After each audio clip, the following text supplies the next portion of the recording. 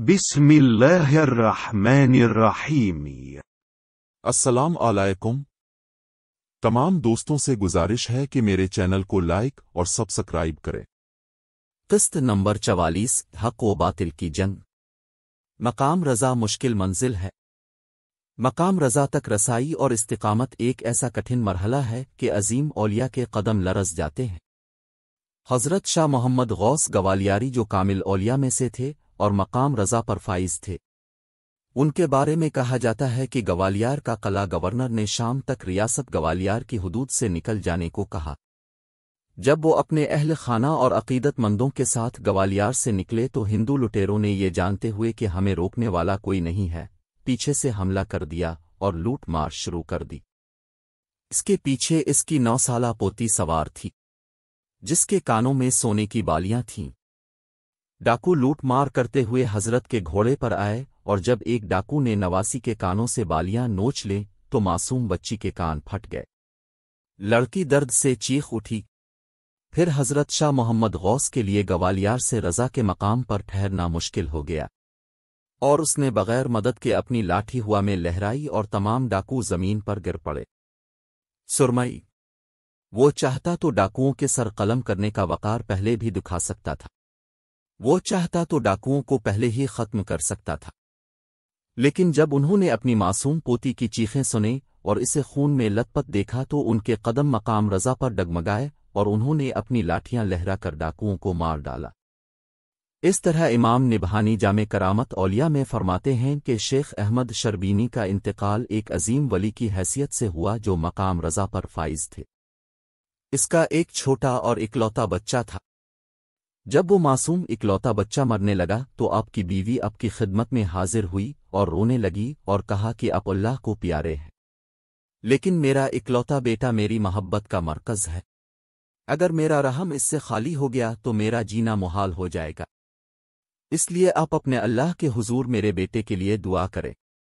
اپنے فرمایا میں اپنے رب کی رضا پر راضی ہوں، اگر میرے آقا میرے بیٹے کی زندگی سے خوش ہیں تو میں بھی اس سے خوش ہوں۔ آپ کی اہلیہ روتی رہیں، دعائیں مانگتی رہیں، لیکن آپ کا دل اللہ کی رضا پر جمع ہوا تھا۔ وہ کرنے آئے تھے۔ جب ملک الموت نے روح قبض کرنے کے لیے ہاتھ بڑھایا اور بچہ پریشان حال تھا تو بچے کی یہ حالت باپ کی شفقت سے نہ دیکھی گئی۔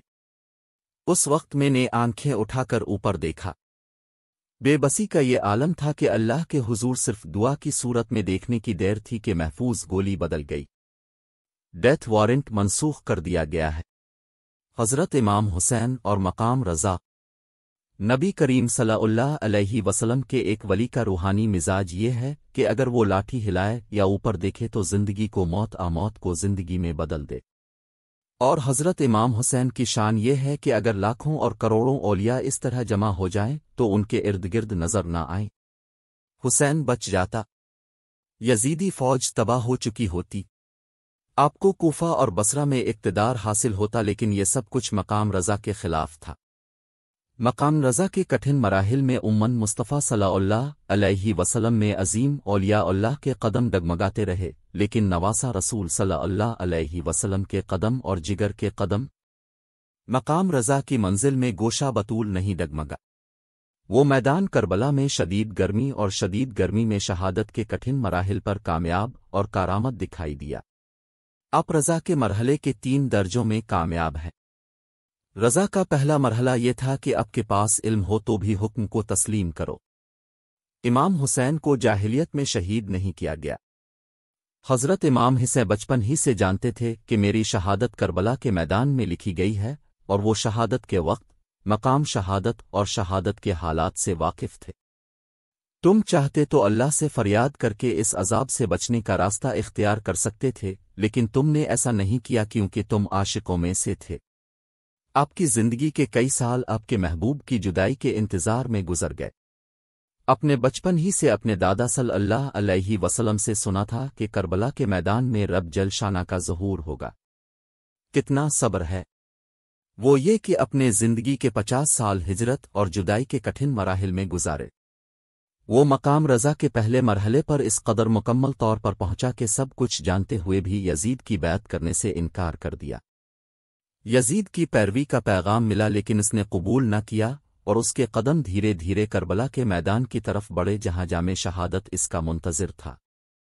अज़्म व इस्तिक़लाल के साथ वो अपने सच्चे महबूब की बारगाह में हाजिर हुआ। इत्मीनान का दूसरा मरहला यह है कि जब तकदीर की छुरियां चलती हैं तो बंदे को कड़वाहट महसूस नहीं होती बल्कि लज्जत और मिठास महसूस होती है। मकाम रज़ा के इस दर्जे पर आला तरीन मकाम का इमाम इस कदर पूरी तरह उतरता नजर आता है कि एक लम्हे के लिए भी उनकी ज़बान पर कोई शिकायत न आई। उसने दुश्मनों से इल्तिजा नहीं की, ज़बूर की आवाज़ बुलंद नहीं हुई, खैमों से मातम की आवाज़ नहीं आती थी। खानदान नब्बी का हर फर्द सब्र का दूध, अमानत का पानी और इत्मीनान का खाना खाकर जवान हुआ। वो कैसे मातम कर सकते थे?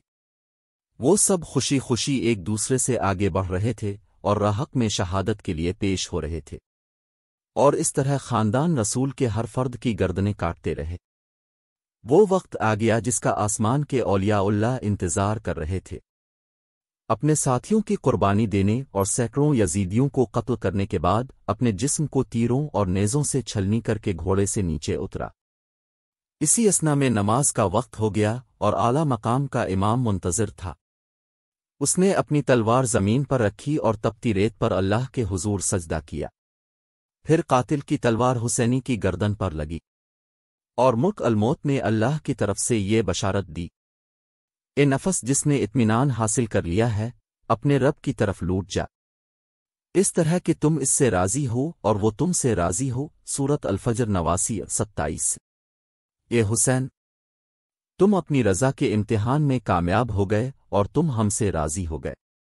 हमने आपकी गर्दन कटते देखी और आपसे खुश हुए। अब रज़ा बालक़ज़ा का ताज पहनकर मेरी बारगाह में हाजिर हो जा, फिर मेरे बरगुज़ीदा बंदों में शामिल हो जाओ और मेरी जन्नत में दाखिल हो जाओ। अल-फजर 89-20-30। हज़रत इमाम हुसैन रज़ा के तीसरे दर्जे में कामयाब और कारामद थे और अपने नाना जान के कदमों में जा पहुँचे थे। अब इसके लिए ज़बान पर शक करने या फिक्र करने का सवाल ही नहीं था।